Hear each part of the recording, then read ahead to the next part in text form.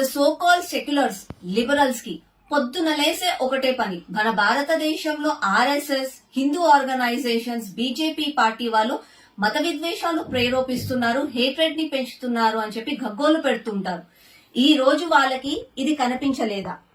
మన శక్తి స్వరూపం కాళికా మాత చేతిలో సిగరెట్ ని పెట్టి తను డాక్యుమెంటరీ ఫిలిం కి పబ్లిసిటీగా వాడుకుంటుంది ఈ మహాతల్లి లీలా. తన గురించి ఎందుకు ఎవరు మాట్లాడట్లేదు? మొన్న నుపుర్ శర్మ అన్న మాటలు తప్పుగా అనిపించిన వాళ్ళకి ఇది కూడా తప్పుగా అనిపించాలి కదా, కానీ ఎందుకు మాట్లాడరు? ఏ రోజు అయితే తప్పుని తప్పు అని అంటారో అదే రోజు మీరు పర్ఫెక్ట్ సెక్యులర్స్ అవుతారు.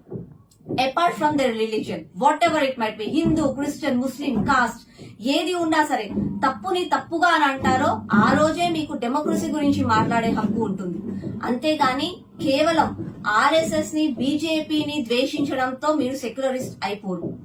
మన భారతదేశానికి మొఘల్ ఇన్వేడర్స్ ఒక 600 సంవత్సరాల క్రితం చొరబడి మన గుళ్ళని, గోపురాలని ధ్వంసం చేశారు, మన ధర్మాన్ని కించపరిచారు. ఆ రోజు మనం మాట్లాడలేకపోయాం. తరువాత ఆర్ఎస్ఎస్ లాంటి ఆర్గనైజేషన్స్ ముందుండి మన ధర్మాన్ని కాపాడడానికి, మన దేశాన్ని కాపాడడానికి ముందు నడుస్తున్నారు. ఆ విషయం ఎవ్వరికీ నచ్చదు. అప్పట్లో వాళ్ళు లేరు కాబట్టే మనం ఇంత అన్యాయానికి గురి అయ్యాం అని అనుకుంటాం.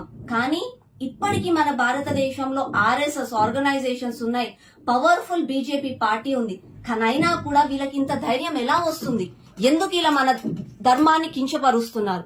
ఈ ధైర్యం ఎవరిని చూసుకొని చేస్తున్నారు వాళ్ళు? ఒక్కసారి ఆలోచించండి. ఒకవేళ ఆర్ఎస్ఎస్ లాంటి ఆర్గనైజేషన్స్ లేకుంటే మన హిందూ ధర్మం ఏమైపోతుంది? మనం బతకాలంటే ఎలా? మనని ఎలా కించపరుస్తారు వాళ్ళు? దయచేసి ఇప్పటికైనా మేలుకోండి. జాగో మేరే భారత్. హాయ్ ఫ్రెండ్స్, మా టుడే టుమారో యూట్యూబ్ ఛానల్ చూస్తున్నందుకు చాలా థ్యాంక్స్. మరిన్ని లేటెస్ట్ వీడియోస్ కోసం వెంటనే సబ్స్క్రైబ్ చేయండి. అలాగే ఈ బెల్ ని కూడా రింగ్ చేసేయండి. మా నోటిఫికేషన్స్ అన్ని మీ మొబైల్లో వస్తాయి. అలాగే మా వీడియోస్ మీకు నచ్చితే లైక్ చేయండి, షేర్ చేయండి, నచ్చకపోతే కామెంట్ చేయండి.